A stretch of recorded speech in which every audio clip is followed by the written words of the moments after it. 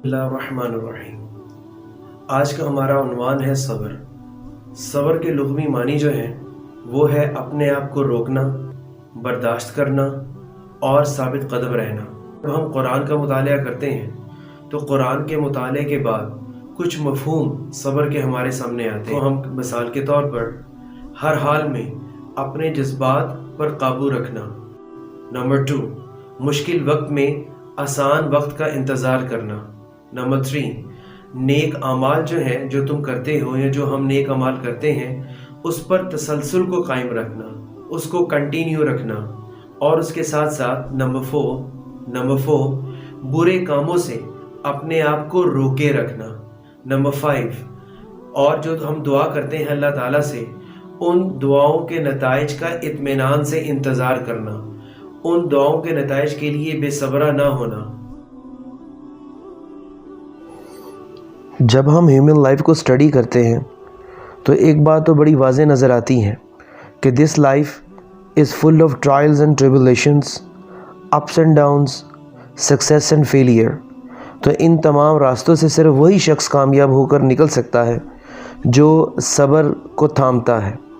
قرآن پاک میں بھی کچھ اسی بات کی طرف اشارہ کیا گیا ہے، وَالصَّابِرِينَ فِي الْبَأْسَاءِ وَالضَّرَّاءِ وَحِينَ الْبَأْسِ، کہ جو لوگ تکلیف میں اور تنگی میں اور لڑائی میں صبر سے کام لیتے ہیں، اولئک الذین صدقوا واولئک هم المتقون، یہی وہ لوگ ہیں جنہوں نے سچ کر دکھایا اور یہی وہ لوگ ہیں جو متقی ہیں۔ ایک بات تو قرآن پاک میں بارہا ہمیں نظر آتی ہے قرآن پاک کی تلاوت کرتے ہوئے، اور وہ یہ ہے ان اللہ مع الصابرین، کہ بے شک اللہ تعالیٰ جو ہے وہ صبر کرنے والوں کے ساتھ ہے۔ یعنی کہ صبر جو ہے یہ کوئی معمولی چیز نہیں ہے، صبر کا مقام اللہ کی نظر میں بہت زیادہ ہے، اور یہ اللہ کا احسان ہے کہ اس نے انسان کو صبر جیسی کوالٹی سے نوازا ہے۔ جیسا کہ قرآن پاک میں ایک اور جگہ پر ہے سورہ آل عمران میں، اصبروا وصابروا، صبر رکھو اور صبر کی تعلیم دو۔ یعنی کہ صبر جو ہے یہ صرف آپ نے اپنی ذات تک محدود نہیں رکھنا، بلکہ دوسروں کو بھی آپ نے صبر کے حوالے سے ٹیچ کرنا ہے۔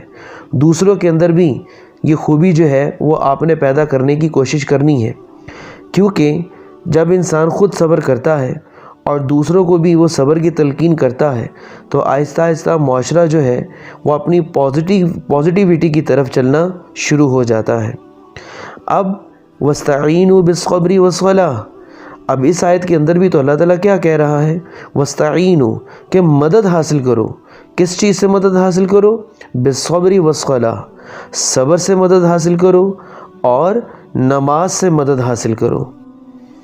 جب ہم آپ صلی اللہ علیہ وآلہ وسلم کے اسوہ حسنہ کی طرف دیکھتے ہیں تو بہت سارے واقعات ایسے ہیں کہ آپ صلی اللہ علیہ وسلم جو ہیں وہ صبر کا مجسم جو ہے وہ نظر آتے ہیں۔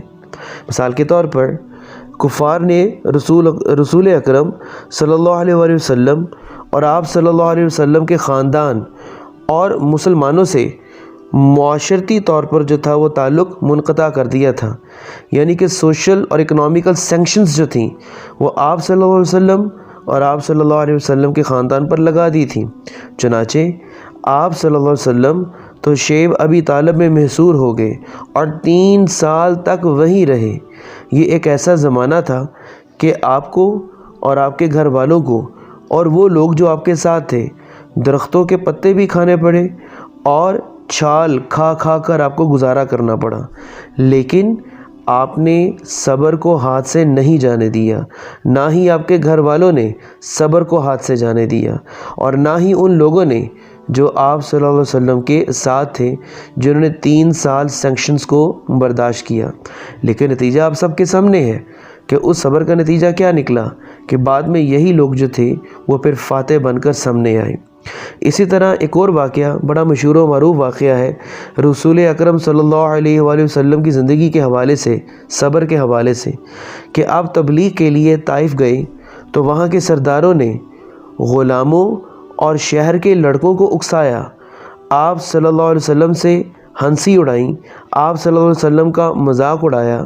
چنانچہ شہر کے تمام اوباش لڑکے جو تھے وہ آپ صلی اللہ علیہ وآلہ وسلم پر ٹوٹ پڑے اور پتھر پھینکنے شروع کر دیے، یہاں تک کہ آپ کی جو جوتی مبارک تھی وہ خون سے بھر گئی، لیکن صبر کا دامن نہ چھوڑا۔